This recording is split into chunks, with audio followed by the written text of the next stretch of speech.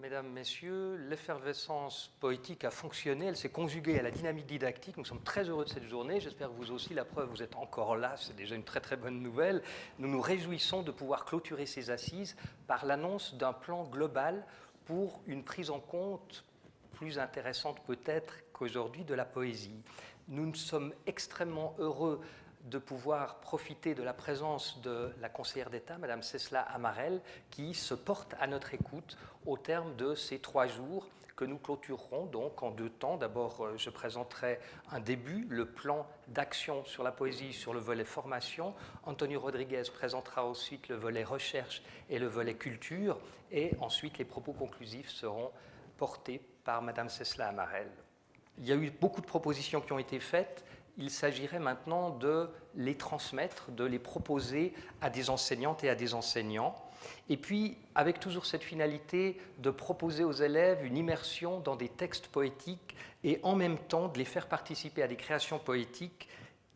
Le deuxième volet tourne autour de la posture de l'enseignant. Enseigner la poésie, c'est sans doute pas tout à fait la même chose que d'enseigner d'autres aspects du français. Et là, on a quelques pistes qui se sont dégagées au cours de ces journées. Alors, tout d'abord, en début d'après-midi, nous avons eu la présentation du nouveau site Internet. C'est le premier élément, le premier point de ce plan d'action.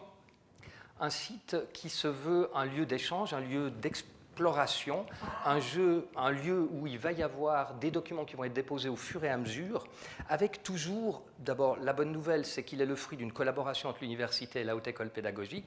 C'est gage aussi d'un intérêt, il va être nourri par des acteurs de ces 2 institutions. Et puis, effectivement, là aussi, proposer des scénarios convaincants. Alors, on a parlé de slam ici, on a parlé des performances agiles, on a vu aussi par la poésie numérique toute une série de pistes d'action qui peuvent être rendues concrètes sur ce site. Donc ça, c'est toute la chance qu'on souhaite dans le développement de ce site. Le deuxième aspect, ce sont les approches liées à l'oralité. Alors là, on en a aussi parlé, la voix, la langue, le corps jouent un rôle décisif dans le rapport à la poésie, dans sa transmission aussi. Et là, effectivement, de réfléchir à proposer une poésie qui résonne avec des expériences, qui résonne avec des explorations qu'on va mener par sa voix, par son corps, c'est une piste aussi très très intéressante qu'il s'agit de creuser. On a une fenêtre d'opportunité intéressante, c'est le plan d'études roman, qui a mis davantage que les plans d'études précédents à l'honneur l'oral. On a vu que la poésie n'était pas du tout mise à l'honneur. En revanche, le plan d'études dans l'oral laisserait une place pour la poésie, pour justement développer ses compétences orales. Et ça, c'est un axe qui nous paraît très, très intéressant. Le troisième axe, alors on a eu effectivement ces supports numériques et on a ce verbe articulé. À savoir, il y a plein de choses qui existent, mais il y a peut-être un défaut de contact entre les différents acteurs, éditeurs, performeurs, enseignants, éditeurs encore. Et là, il s'agit de mieux faire dialoguer ces différents partenaires de la poésie, et c'était un des enjeux de ces assises. Un angle qui est plus axé peut-être encore sur la Haute École Pédagogique, c'est le travail sur la formation initiale et la formation continue. Alors une très bonne nouvelle, en 2019, une journée de formation continue sera consacrée à l'oral, et là la place de la poésie sera bien sûr mise en évidence, nous le souhaitons.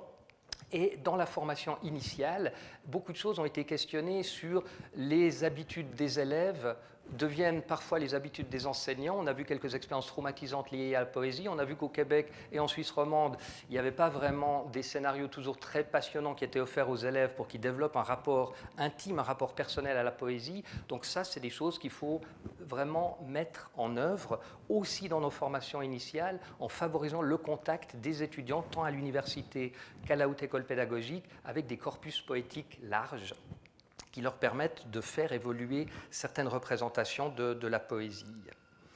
On a également l'élément autour des objectifs et des moyens d'enseignement. Alors là, le plan d'études roman en 2010 a été pensé comme un outil évolutif.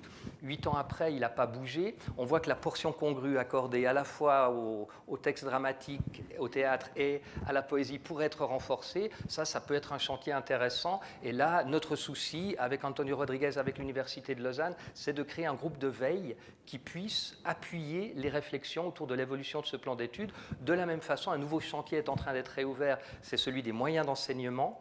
Là aussi, de proposer des choses intéressantes dans ce contexte. Ça peut être des manuels, ça peut être des chapitres de manuels, ça peut être sur des supports numériques, mais de nourrir ce débat et de nourrir les pratiques des enseignants par, effectivement, les moyens d'enseignement. Donc voilà pour les premiers points qui concernent le volet formation. Je cède la parole à Antonio Rodriguez pour le volet culture. Madame la conseillère d'État, Monsieur le recteur de la HEP, Monsieur le vice-recteur de l'université, chers collègues, mesdames et messieurs, je vais effectivement poursuivre la série de propositions qu'a lancé José Ticon et finir par évoquer l'horizon donc pour la recherche et la culture. Mais c'est aussi l'occasion de faire simplement un petit bilan de nos assises après ces éléments concrets qui lancent l'appel vers d'autres éléments concrets, de faire un petit bilan de nos assises. Au fond, c'est ce qui explique ce que nous proposons aussi. Notre réflexion s'est centrée sur la transmission, beaucoup plus que sur la production. Très souvent, les assises ou les colloques cherchent à stimuler la production. Et nous, ce que nous avons fait comme constat aussi tout au long de ces 3 journées, c'est que finalement, nous produisons tous beaucoup d'enseignements, beaucoup de livres, beaucoup d'articles, qu'il y a beaucoup de livres de poésie, qu'il y a beaucoup de poètes de qualité, qu'il y a beaucoup d'artistes aussi de qualité, mais qu'il y a une réduction forte de la place accordée à la poésie, une réduction forte qui risque de toucher plus largement nos relations incarnées au langage et la reconnaissance d'une des formes les plus importantes de la littérature et de la culture. Donc, il s'agit d'aller sur ces questions de reconnaissance, de visibilité aussi et d'attention. Et l'État, les institutions qui lui sont associées, comme l'université, comme la Haute École pédagogique, ont de nombreux moyens d'action, tout comme les écoles. De nombreux moyens d'action pour guider l'attention, pour aussi porter cette responsabilité, qui est parfois lourde, d'orienter, de faire des choix dans la transmission. Notre société, nous le savons, est confrontée à divers changements extrêmement importants. Il y a des écarts entre la culture numérique et la culture du livre. Certains vont dire que la culture numérique est tout à fait éphémère, qu'elle ne vit que de likes et de quantitatif, alors que la culture du livre était durable, mais d'autres vont dire que c'est rétrograde. Il y a aussi les nécessités d'articuler un ancrage territorial, par exemple sur la poésie romande, mais sans s'enfermer dans un tiroir et dans un terroir, évidemment, c'est-à-dire d'avoir une ouverture internationale, d'être un espace ouvert, comme l'a toujours été la Suisse, et de favoriser aussi un espace multilingue, et pas simplement penser que la mondialisation se ferait en anglais. On en a parlé justement lors de la première journée. Par ailleurs, il s'agit aussi de concilier, de réconcilier des formes parfois considérées comme élitistes et des formes populaires. On parlait du slam, du rap, par rapport à des poésies comme celle de Baudelaire et de Mallarmé. Également, des choses se sont imposées, comme l'évidence d'égalité entre les hommes et les femmes. Il est difficile de trouver des femmes poètes dans le domaine français, en tout cas importantes, avant les années 80, ou en Suisse encore, avant les années 80. C'est vraiment extrêmement rare. Donc tous ces défis se posent, et ils se posent aux politiques, ils se posent à vous très directement. Vous êtes au seuil de tous ces écarts. Et c'était simplement pour vous dire que vous n'êtes pas seul. Vous n'êtes pas seul parce que nous aussi, nous sommes confrontés aux mêmes écarts. Et non pas en tant que responsable politique, mais en tant que responsable poétique et acteur poétique. Ce qui veut dire que nous sommes dans cette chose assez étonnante face à un discours qui justement va donner de l'incarnation, va articuler les choses. Et nous pouvons voir par exemple que ce que dit la poésie le plus, c'est que nous ne sommes pas des individus interchangeables. Généralement, on dit toi ou un autre, c'est à peu près la même chose, et toute notre société commence à dire ce genre de choses. Toi ou un autre au travail, c'est exactement la même chose. Toi ou un autre dans un couple, c'est exactement la même chose. Vous voyez, ce genre de processus qui font que nous sommes non seulement remplaçables, mais en plus interchangeables. Et on nous dit même que l'intelligence artificielle pourra nous remplacer. Et la poésie dit exactement le contraire.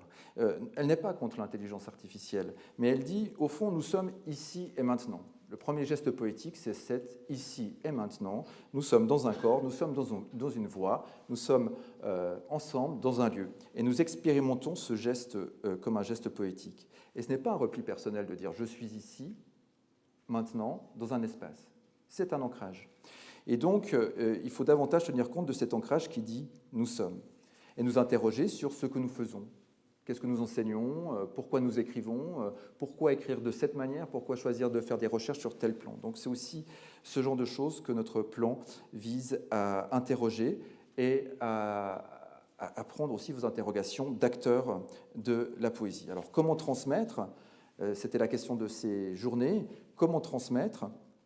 Eh bien déjà, qu'avons-nous gardé de ce qu'on nous a transmis? Avant de vouloir toujours tout transmettre à un public, à des élèves, comment nous aussi nous gérons ce qu'on nous a transmis.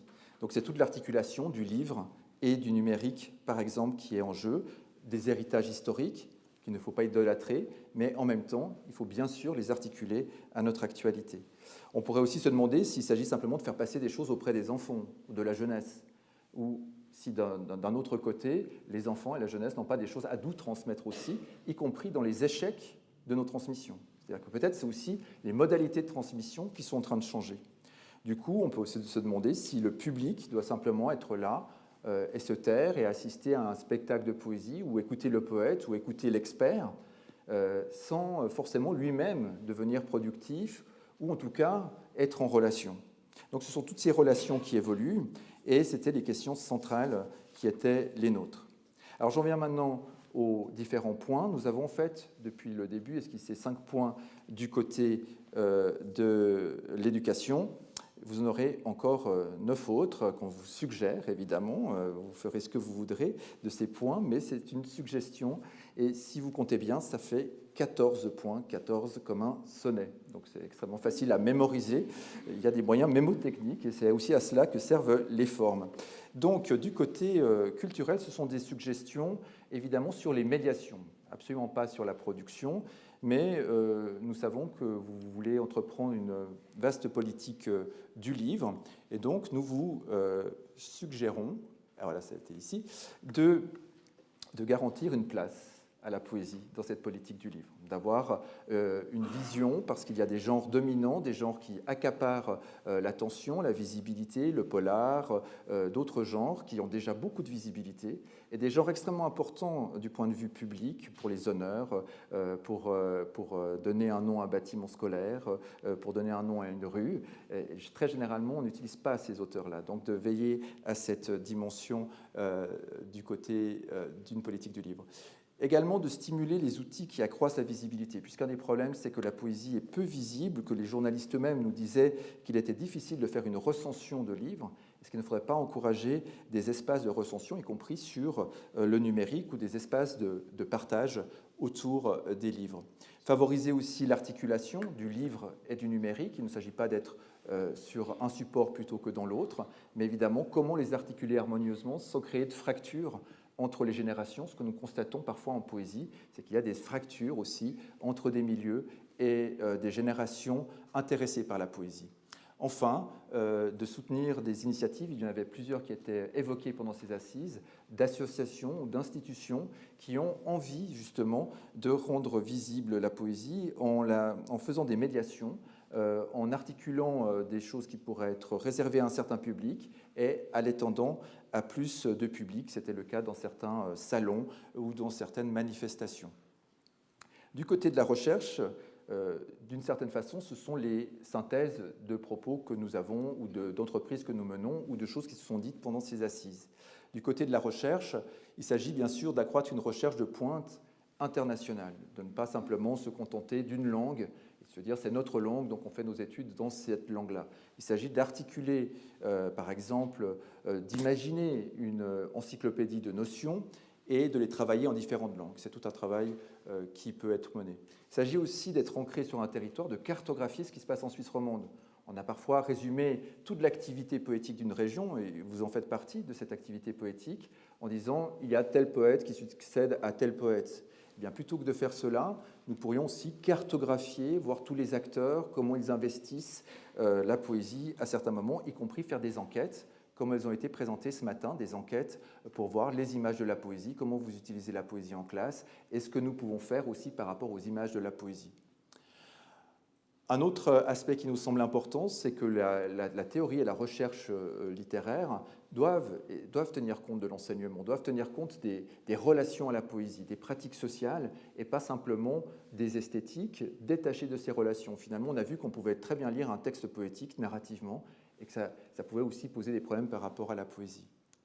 Enfin, les deux derniers points, c'est que le numérique pose très concrètement la question de savoir s'il faut faire des clics, s'il faut simplement faire des vues sur YouTube, ou si on fait des choses plus durables. Et comment articuler donc innovation et aspect durable dans les innovations numériques, tout en stimulant ces innovations numériques. Donc à cela s'ajoute, à tous ces éléments s'ajoute la constitution d'un groupe de veille, bien sûr pour l'éducation, mais aussi du côté de la stimulation de la culture de la poésie, avec le Festival du Printemps de la Poésie, de constituer un groupe de réflexion, d'initiatives, de projets, et en même temps d'avoir des réflexions ici qui sont menées, par exemple, sur la recherche avec l'Université de Fribourg et l'International Network for the Study of Lyric. Au fond, nous avons donc tous les éléments pour faire vivre ces assises, et nous allons vous remettre ce plan global que nous vous proposons. Vous verrez s'il peut être mis en place et comment le mettre en place, comment le traduire dans l'action de l'État. Permettez-moi simplement de vous le remettre au nom de l'organisation des assises et de vous le remettre officiellement en espérant qu'il vous incitera ou qu'il vous aidera dans votre action, qu'il vous donnera aussi l'envie de lire de la poésie et peut-être même d'en écrire. Eh oui. Venez. Merci beaucoup. Voilà. Merci beaucoup. Merci à vous. Merci beaucoup.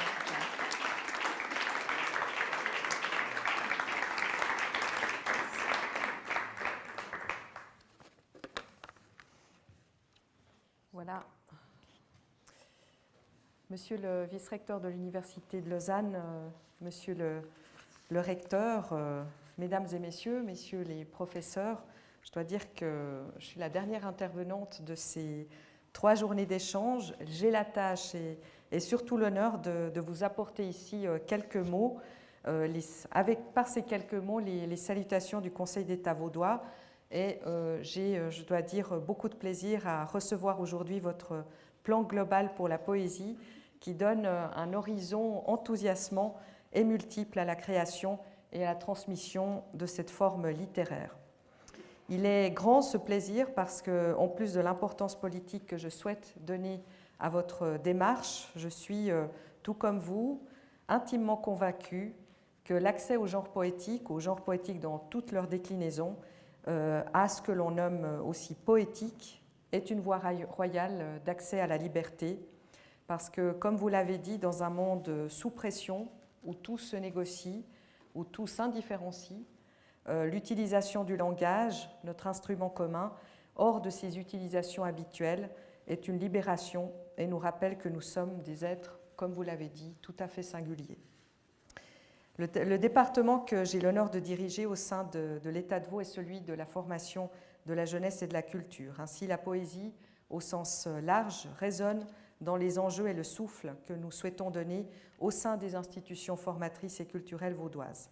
Sur le plan de l'éducation en premier lieu, je crois que chacun de nous peut se souvenir dans les strates de sa mémoire quelques vers de poésie qu'il a appris à l'école. Suant pour la retenir par cœur souvent, nous nous approprions alors les mots évocateurs du langage poétique enfantin, aussi simple soit-il. Comptine, poème de Noël, poème amoureux, c'est aussi et peut-être avant tout la poésie dans sa forme première et pure que nous devons aujourd'hui mettre en valeur, une forme originelle qui nous rappelle que l'expression poétique est omniprésente dans notre quotidien et fondamentalement populaire. La faculté de poésie est en chacun de nous, nous le savons, et c'est la raison pour laquelle nous avons, en tant que responsables poétiques, j'ai même pas fait... J'allais dire en tant que responsables politiques qui pouvons aussi être des acteurs poétiques, c'est ça que je voulais dire, eh bien je pense que nous avons la responsabilité de mettre en place une politique vous l'avez dit, une politique du livre, mais bien au-delà, une politique du livre et de la lecture et aussi de la poésie. Et je pense que si la poésie est un genre littéraire beau et puissant, elle est aussi et peut-être avant tout une marque de notre humanité. Et donc, je suis dans un département où on est censé beaucoup transmettre, comme vous l'avez dit, de l'humanité, et par son essence profondément humaine et la sensibilité qu'elle développe en chacun de nous, la poésie doit avoir une place d'importance au sein des lieux de formation qui font grandir et évoluer nos enfants, qui nous font grandir aussi en tant qu'adultes. La poésie est présente évidemment chez les tout-petits, on l'a dit. Elle est également à nouveau présentée aux élèves en fin de scolarité ou en scolarité post-obligatoire lors de l'étude des grands classiques littéraires, puisque nous avons, et vous avez évidemment cité Baudelaire, Rimbaud et Victor Hugo, eh bien, ces auteurs sont entre les mains de tous les élèves du secondaire et des gymnasiens. Le problème, c'est qu'entre les deux, c'est-à-dire entre la poésie pour les tout-petits, les comptines, et la poésie des classiques, des grands classiques auxquels ont accès les élèves du secondaire et des gymnasiens, il y a, on pourrait dire, un trou noir, un petit vortex dans lequel, effectivement, nous pourrions, grâce au père, comme vous l'avez aussi indiqué, nous avons des marges d'optimisation, nous avons des marges de progression et je compte bien que nous puissions, avec votre aide et votre soutien, pouvoir les optimiser. Nous savons qu'entre les comptines des petits et l'apprentissage, enfin l'étude des classiques, il y a effectivement beaucoup de productions littéraires qui sont étudiées, comme le genre narratif et argumentatif, mais effectivement, je pense qu'entre deux, il y a de la place, il y a des marges de progression importantes sur lesquelles nous pouvons travailler. Vous le savez peut-être, aujourd'hui, la C2IP, qui est l'Assemblée intercantonale romande, travaille sur les moyens d'enseignement et de recherche qui touchent spécifiquement le français. On va commencer à élaborer les nouveaux moyens d'études, d'enseignement et de recherche pour le français. Et je crois que c'est le moment ou jamais d'utiliser effectivement votre plan global pour la poésie pour nous inspirer sur ces éléments-là. Je suis ainsi fermement convaincue que la poésie, son étude et des invitations à sa création devraient avoir leur place dans les écoles de notre canton à tout moment de l'apprentissage de l'élève, y compris avant que ceux-ci aient accès aux classiques. Et cette présence de la poésie ne doit en aucun cas être figée, momifiée. La poésie sous ses formes actuelles, vous l'avez dit, comme le rap et le slam, et dont la qualité n'est plus approuvée, doit aussi intégrer pleinement l'école pour faire de ce genre intrinsèquement créatif un univers vivant et accessible à tous. J'aimerais dire aussi que sur le plan culturel, ensuite, la poésie, forme d'expression de notre humanité profondément artistique, est également une ouverture vers le monde. Et en ce sens, la Suisse romande, patrie des Blaise Cendrars, des Philippe Jacotet et de tous nos auteurs contemporains, n'a rien à envier aux capitales littéraires du monde. Par des nouveaux modes de création et de diffusion, notamment au moyen des outils numériques, l'univers créatif est interconnecté et s'affranchit des frontières nationales. En reliant des réseaux mondiaux, les associations et groupes liés aux différentes formes poétiques, saluons d'ailleurs le rayonnement du slam vaudois par exemple, eh bien, ce sont des acteurs culturels qui participent pleinement au rayonnement de notre pays. La Suisse, il faut le dire, par sa diversité linguistique, peut ainsi apparaître comme un modèle à suivre en matière de collaboration internationale, interculturelle et polyglotte. La région lémanique est mobilisée, connectée comme jamais internationalement. Elle ne doit donc en aucun cas souffrir de complexe. Paris comme unique lieu de salut pour un poète roman, c'est, je pense, aujourd'hui de l'histoire ancienne. Je m'en réjouis autant que vous. Mais si l'univers poétique roman est tourné vers le monde, le prouve d'ailleurs l'origine si diverse des intervenants de ces 3 journées. Il est aussi pleinement conscient de son identité. Voilà, mesdames et messieurs, enfin, j'aimerais juste dire 2 mots sur la recherche, puisque la poésie romande est un merveilleux terrain de recherche tant académique que pédagogique, comme le démontre l'organisation commune entre l'Université de Lausanne et la HEP de cette rencontre internationale. Votre présence ici, ainsi que l'élan récent autour de la poésie vivante que nous constatons avec enthousiasme dans la région, sont les témoignages les plus évidents de ce dynamisme. L'étude de terrain mise sur pied prouve le champ exploratoire vaste que les acteurs de ces assises entendent aborder. En ce sens, je peux vous l'affirmer ici que vos réflexions, votre plan global pour la transmission du genre poétique que je reçois avec beaucoup d'intérêt sont entre de bonnes mains. Je ne saurais clôturer enfin ces assises internationales sans adresser des remerciements aux différents organisateurs de cette rencontre, à toutes et tous impliqués dans l'organisation de ce colloque ou participant aux discussions. Je vous exprime ici, au nom de mon département et du Conseil d'État vaudois, nos sincères remerciements. Vous faites vivre un univers qui touche à notre humanité la plus profonde et à notre expression fondamentale et singulière, en faisant interagir chercheurs, enseignants, poètes, écrivains, amateurs passionnés de littérature, journalistes. Vous créez des synergies et une émulation sans égale dans le milieu littéraire. Je suis très touchée personnellement par votre action, votre engagement et votre passion contagieuse, et je vous souhaite à toutes et tous de très belles suites littéraires et poétiques. Et je dois dire que finir la semaine avec vous est un vrai bonheur. Merci beaucoup.